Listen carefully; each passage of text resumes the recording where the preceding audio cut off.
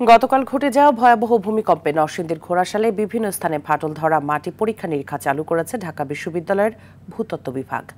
সকালে ঘোড়াশাল পৌর এলাকার ক্ষতিগ্রস্ত ডেইরি ফার্ম ও পলাশ রেসিডেন্সিয়াল মডেল কলেজে ধসে পড়া মাটির নমুনা সংগ্রহে কাজ করেন ভূতত্ত্ব বিভাগের 7 সদস্যের একটি টিম।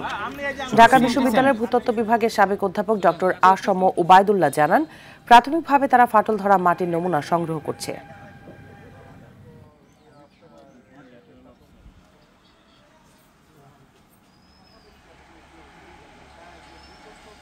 শেকিংটা হয় ডিউ টু প্লেট ইন্টারাকশন, কিন্তু এইখানে যেটা আমরা দেখছি যে এই যে ফাটলগুলোর যে ডিরেকশন অথবা ওরিয়েন্টেশন, এগুলা সব প্যারালাল টু দি ফল্ট অথবা চ্যুতি, যেটা আমরা শীতলক্ষ্যা নদী বরাবর রান করে।